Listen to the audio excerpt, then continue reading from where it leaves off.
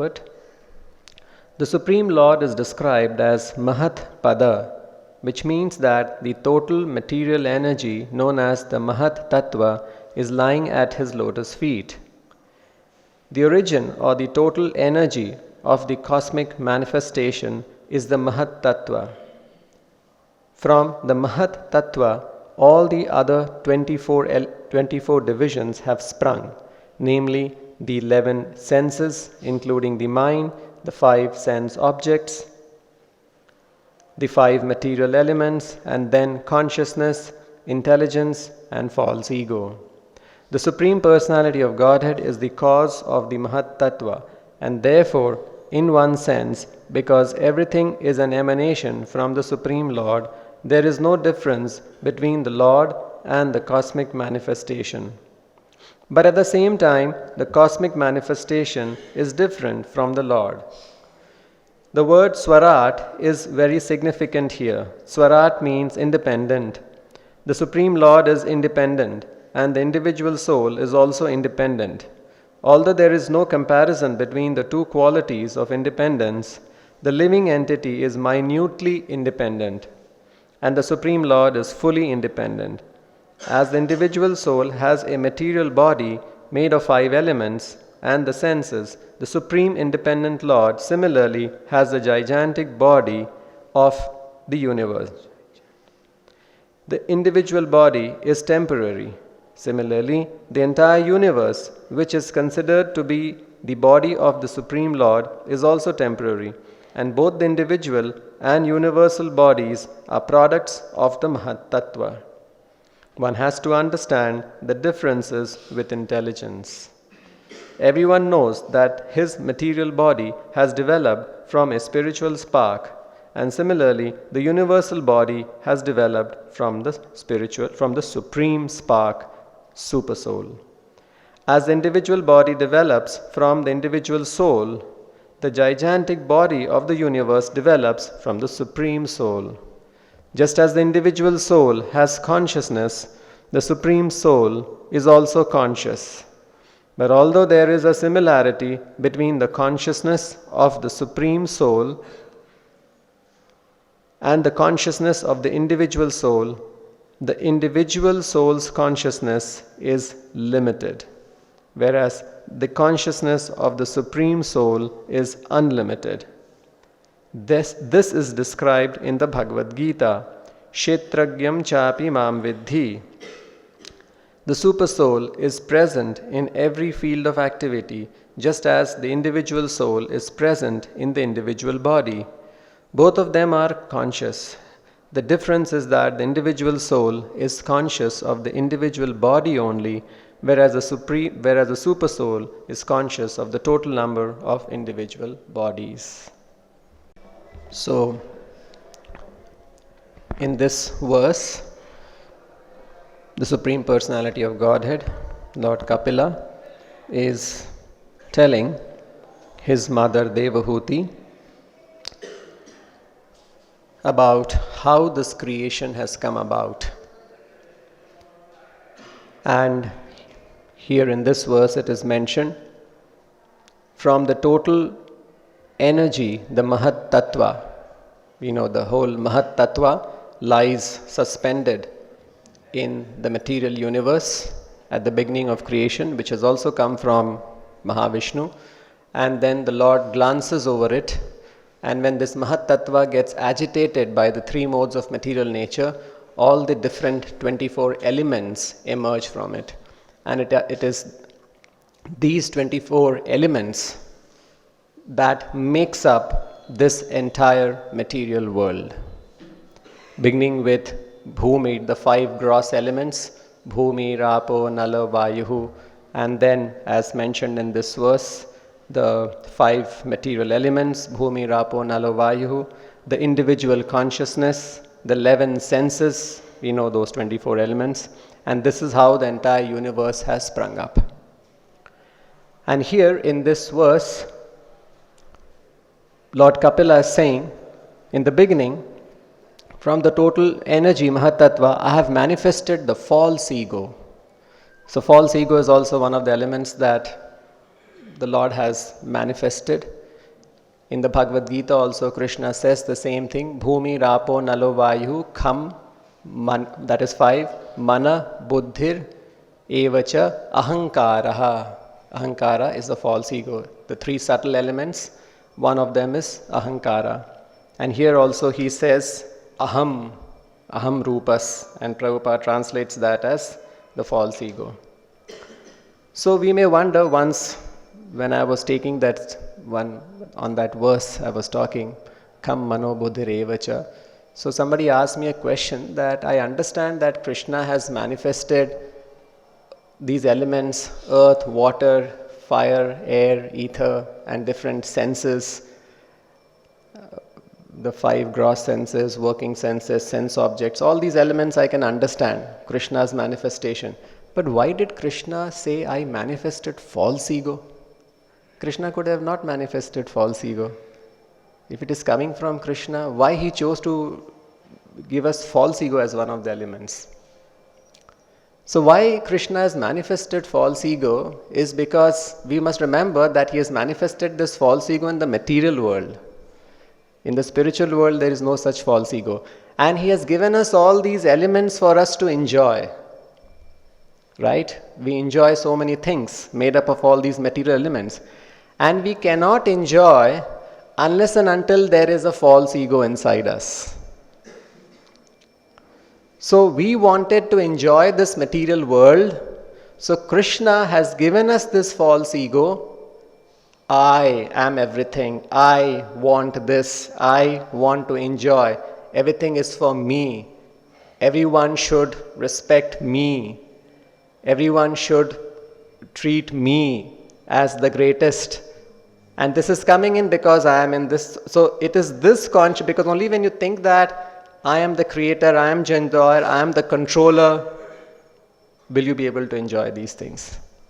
So it is this false ego that has actually kept us entangled in this material world, because we are trying to enjoy these material elements, and that's why another name for this chapter is entanglement in fruitive activities. So how are we entangled in these fruitive activities? Because of this false ego. And this false ego is not just there at an individual level. False ego means I want to enjoy. I am this body is mine, everything is for my enjoyment, everything centered towards me. I, me, mine. And this is not just at I, me, mine level, it goes a little step up also, this ego. So one ego is at the individual level, and then there are egos at community level, at society level, at national level also. There are false egos. Just like Prabhupada gave an example, one country is thinking that I am the greatest. Another country is thinking that I am the greatest. And because of these egos, both the countries are trying to increase their ego.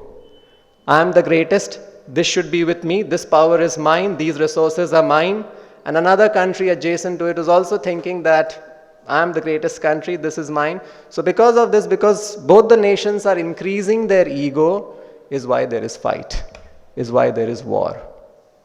And we are spending millions and millions of money, dollars, rupees, whatever you say, in combating this false egos. There's nothing, this military expense is nothing but an expense towards our false ego. Imagine, and then Prabhupada says, if both the nations think, I am the servant of Krishna. And so if this country is thinking I am the servant of Krishna, and another adjacent country is thinking I am the servant of Krishna or God, whatever, we all have one, there is one God, then both the countries are brother. So instead of increasing this false ego that everything for me, we should increase this ego that I am Krishna's, I am the servant of Krishna. This ego has to be increased. That's why ahankara is false ego. Ego is essential because ego is what defines our individuality, defines our existence.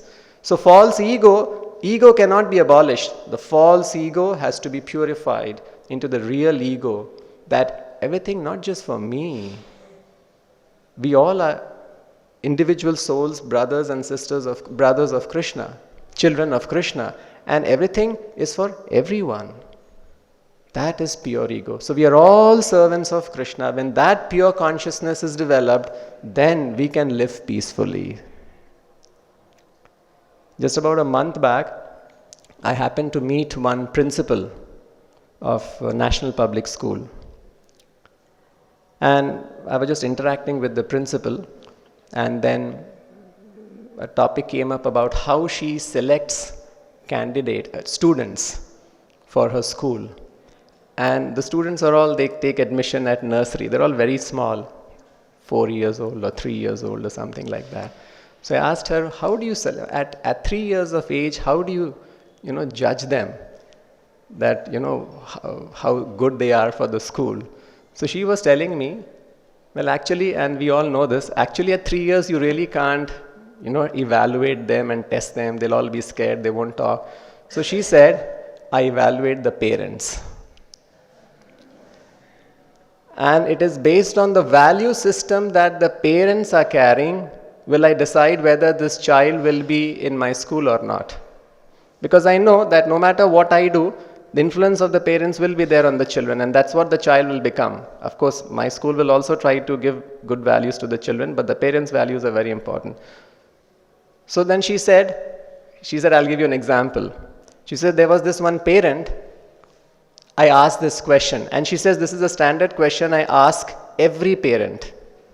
And from that answer, I evaluate whether this child will be in my school or not. So what was the question she asked? She asked the parent the question, what do you want your child to become when he's 16 years old? And what do you want him to be like when he grows up? So the parent gave the answer, I want him to respect me. So for a second, and then she said, and I rejected this child. So for a second I couldn't understand. Because it was a very good thing that the father had said, I want my child to respect me. It's a very nice thing. Who doesn't want this? And child must respect their parents. But she says that she didn't like it because why did the father say, I want my child to respect me? Why everything towards oneself? This shows the ego. She should have replied, the father should have replied, I want my child to respect everyone. You see, it was a striking thing for me. It was actually a very good answer, so when we are too much self-centered, I, me, mine, everything for me, then it becomes everything is for my enjoyment, nobody should be more than me.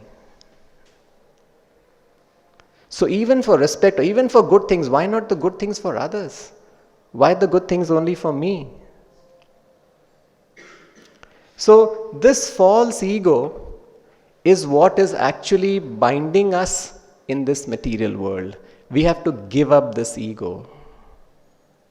And this false ego is not just everybody who has taken birth in this material world is having false ego.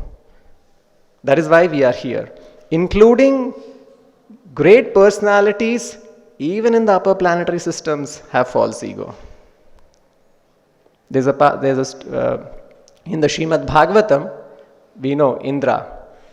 Indra has, although he's the king of heaven, because nobody is perfect. Even the demigods are not perfect. They are not pure devotees. So each one is existing with their share of false ego.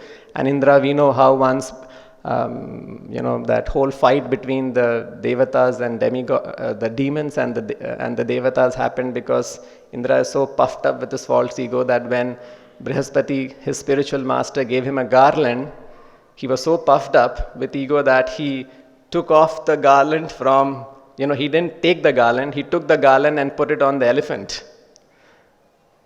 And then the elephant, because he's an animal, he took the garland and trampled it under his feet, and so Brihaspati was hurt by this egoistic behavior of Indra. There are so many instances in the scriptures.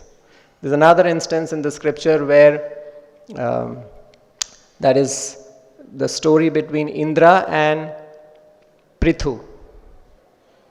You know that story where Prithu Maharaj wanted to conduct 100 Ashwamedha yagnas. And when Prithu Maharaj announced this, that he's going to conduct 100 Ashwamedha yagnas, Indra became worried. Because Indra said, why Prithu Maharaj should do it? Because at that time it was only Indra who had the credit of performing 100 Ashwamedha yagnas. So he said, oh, Prithu is going to do 100. So his ego was hurt. He was envious. From false ego comes envy also. Ego, envy, all very similar. So he said, no, I can't allow Prithu to do this, because he was worried that his position will be taken up by Prithu. So he started thinking what can be done and how to impede Prithu Maharaj's hot sacrifices. And Prithu Maharaj started off because he had to do 100 hot sacrifices, and he did a few of them, and it is mentioned that everybody was very happy. The Supreme Personality of Godhead was very pleased. The yagna is done for pleasing the Supreme Personality of Godhead. And then when the sacrifice was nearing, when he finished 99 sacrifices, the 100th sacrifice that Prithu Maharaj was about to start, hot sacrifice. Hot sacrifice means in the sacrifice a horse is needed. And of course the sacrifice doesn't mean that the horse will be killed. You know in the past how the animals were offered in the sacrifice, but the animals wouldn't die. The animals would come out with a renewed body.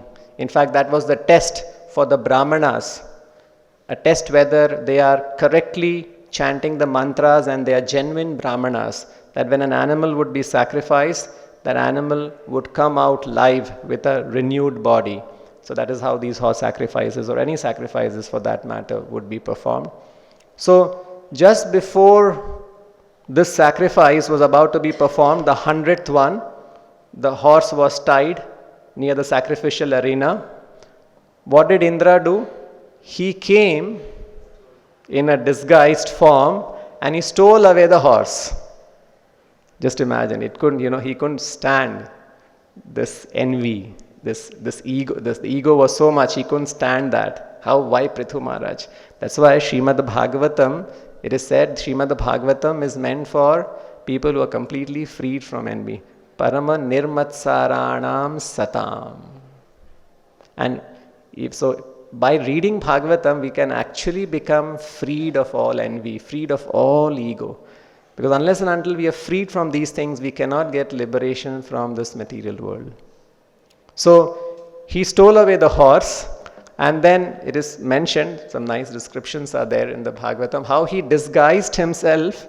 He took the form of a sannyasi, so that nobody could recognize him. So he ran away with the horse and he disguised himself as a sannyasi, and he was running, ascending in the heavenly world. He was running in the sky. And it was at that time that Atri Rishi, it was Atri Rishi who saw Indra running like this with the horse, and Rishi knew that this horse is meant for Prithu's horse sacrifice, for the satisfaction of Vishnu, and he's taking away the horse. So Atri told Prithu's son that you please, Indra is running away with the horse which is meant for the sacrifice, go and catch him. So Prithu's son, he runs and he chases Indra, but when he sees that Indra has disguised himself as a sannyasi, he said, he's a sannyasi, how can I even touch a sannyasi? Here sannyasis are meant to be respected. And he comes back, and then after he returns, Atri tells him that no, he is actually, not sannyasi, he is Indra only, has disguised himself as a sannyasi, so you must go and catch him and bring him back. And then Prabhupada in the Bhagavatam, it explains how this Indra, when he's chased by his son, he becomes very afraid and then he leaves the horse.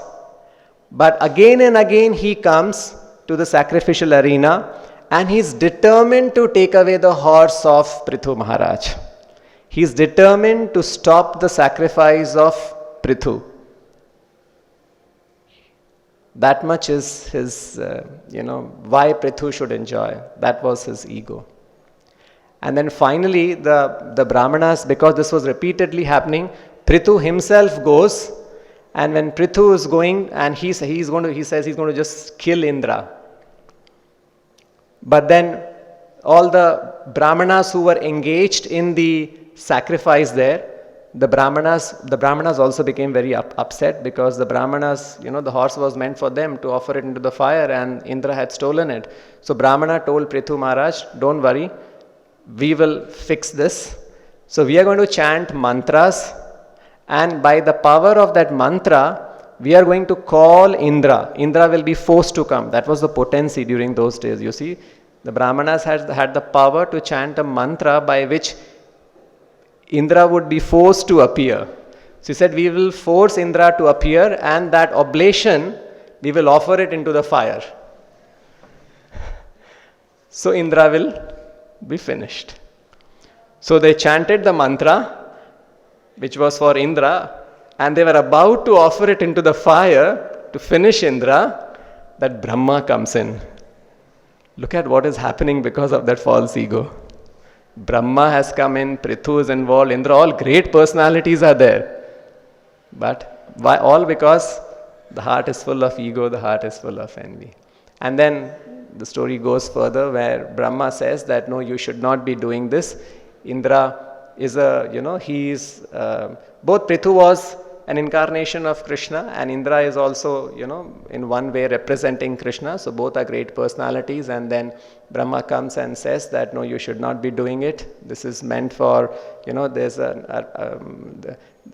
he basically tells them that, look, Prithu, actually Prithu, why was he, the birth of Prithu Maharaj is whose son? He is King Vena's son. And King Vena had become an atheist. And he had stopped all rituals, all religious practices. So Prithu had come to re-establish real dharma, to re-establish religion, to re-establish sacrifices for Lord Vishnu for his satisfaction. And here we see that because of this 100 horse sacrifices, Indra had come and he had disguised himself as a sannyasi, and then he was doing this immoral act. So Indra had started establishing some cheating kind of religion, because sannyasis means people are very reverential, people are very respectful towards sannyasis, and then they see that sannyasi is doing all these things, then people will lose faith towards sannyasi. So Brahma said that, look, because of this, because you have come to establish religion, but Indra has come and he's taking this as the cause to disrupt religion again and to establish all cheating religion. It is said in Kali Yuga, all the cheating religions that exist in Kali Yuga is all because of this incident. And so he said, he told Prithu Maharaj, he told Prithu Maharaj, please stop this, and he told Prithu Maharaj, be satisfied. You have done 99 Ashwamedha Yagnas and you should be satisfied with that. Don't have so much of ego that I have to finish 100, I have to be the greatest. Let Indra be known as the person who has performed 100 horse sacrifices, and you be satisfied in little less. And then after that, so Prithu Maharaj understood, and then Lord Vishnu comes again. And then the whole, Vishnu comes with Indra, and then Lord Vishnu tells Prithu that, look, Indra has come and he has understood his mistake. Now I request you to please accept him and please forgive him. And then Indra, imagine Indra's personality. Indra also becomes very humbled, and then Indra bows down, he falls at Prithu Maharaj's feet to touch his feet so that he can, ask for forgiveness. You touch your feet when you ask for forgiveness. But Prithu Maharaj also is very nice at that time. He also feels very humble. And before Indra bows down to touch Prithu's feet, Prithu holds him and embraces him. And then Prabhupada writes, this is the behavior of a Vaishnava. This is how we should cooperate. This is how we should forgive. And this is how we must live. So we have to actually give up this false ego. And we must know that it is this false ego inside us which is actually restricting us from advancing in Krishna consciousness. Anybody tells something to us, we immediately become very defendant. But we must know all this is not me, it is my false ego, and I must give this up. And we have a very nice process to give up this false ego, simply chanting the holy names of Krishna. Just by chanting this holy name of Krishna, we can satisfy Krishna. Krishna will be very happy, and then Krishna himself will work upon us and he will free us from all this false ego. So, actually it is very difficult for us to get rid of all these things. We have to understand that we have to, if somehow or other I can please the Supreme Personality of Godhead, then he will ensure, he will cleanse my heart. So that pleasing him is important. This yagna that Prithu Maharaj was performing, Ashwamedha yagnas, he was performing this Ashwamedha yagnas to please Krishna. Right? All yagnas are meant, he is Yagnapati. His name is Yagna. And 100 horse sacrifice is not a small thing to please the Supreme Lord. It's a huge effort and a huge endeavor. A lot of determination is required, a lot of endeavor is required, a lot of cheshta is required. But in the Kali Yuga, we have such a simple process. It is said in the Chaitanya Charitamrita, who has inaugurated this Sankirtan movement? It is Chaitanya Mahaprabhu. So it is said, Sankirtan Pravartak Shri Krishna Chaitanya. Sankirtan Pravartak Shri Krishna Chaitanya means he is the one who has inaugurated this Sankirtana movement. And Sankirtan Yagne Tare Bhaje Shei Dhanya. Sankirtan Pravartak Shri Krishna Chaitanya, Sankirtana Yagne Tare Bhaje Shei Dhanya. So if you worship Krishna in the age of Kali, by the process of Sankirtan Yagna, he is Dhanya. He is very fortunate. Like Prithu Maharaj, Indra, they all became, they were fortunate souls performing so many yagnas and pleasing the Supreme Personality of Godhead. So in Kali Yuga, we become Dhanya simply by Sankirtana Yagna. And Seita Sumedha are Kubuddhi Samsar. Seita Sumedha, one who is performing Sankirtan Yagna, he is Sumedha, he is intelligent. Are Kubuddhi Samsar. And others who are not engaged in this Sankirtan Yagna, it is said they are Kubuddhi. And then further it is said, Sarva Yagna Hoite Krishna Nam Yagna Sar. Sarva Yagna Hoite. You can take all different types of yagnas, Ashwamedha Yagna, this Yagna, that Yagna, Sarva Yagna Hoite Krishna Nam Yagna Sar. Krishna Nam Yagna, chanting the holy names of Krishna, is the essence of all the yagnas. And then further it says, it is comparing Ashwamedha Yagna to Sankirtan Yagna. And it says, the comparison is like this, Koti Ashwamedha Eka Krishna Nama Sama. You can imagine, in those ages, Indra was the only one who had performed 100 horse sacrifices. This, I think, is the story of Treta Yuga. And Prithu was directly the incarnation of Supreme Personality of Godhead as a king, and he also couldn't perform 100. Here it is said, Koti Ashwamegha. If you compare 1 crore Ashwamegha Yagna, Eka Krishna Nama Sama, to one holy name of Krishna, then Yehi Kahe, one who is comparing this way, 1 crore Ashwamegha to one name, Yehi Kahe, Shei Pashandi.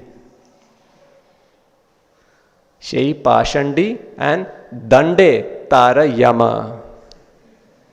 One who compares 1 crore Ashwamegha Yagna to one holy name, he is a Pashandi, he is a rascal, he is an atheist. And Dande Tare Yama. And Yamaraj is going to punish him.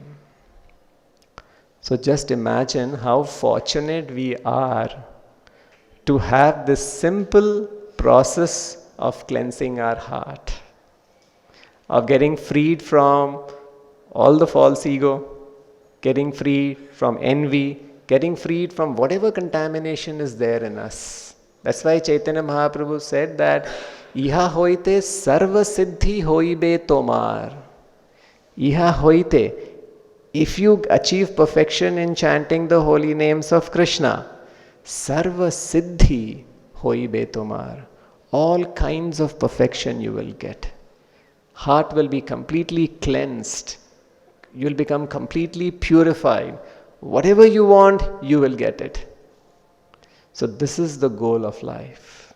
How to cleanse ourselves, how to get freed from this false ego, how to get freed from all these material contamination and go back to the spiritual world. So we should work upon this very seriously. And this is actually our project in life. We have so many projects and devotional services. But the most important project that we have in our Krishna consciousness is this, how to cleanse myself. Of all the projects, this is the most important. And we should have firm conviction, firm faith that I have such a wonderful process. Cleansing myself is the project, and the process is chanting the holy name of Krishna. And this name of Krishna is powerful enough. As Krishna says, I have invested all my power, all my potency in the holy name. My holy name is cent percent me, not 1% less.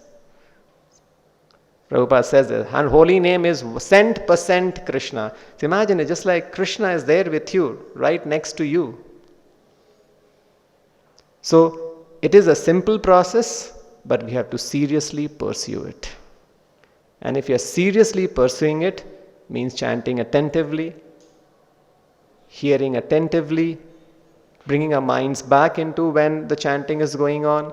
When we are chanting, bringing our minds back when the mind is running away. All these simple methods, if we apply this, then it will be possible to become free, to become cleansed, to become completely free from all the contamination, and then that is when Krishna will be very happy, Prabhupada will be very happy, we'll actually be pleasing the Supreme Personality of Godhead.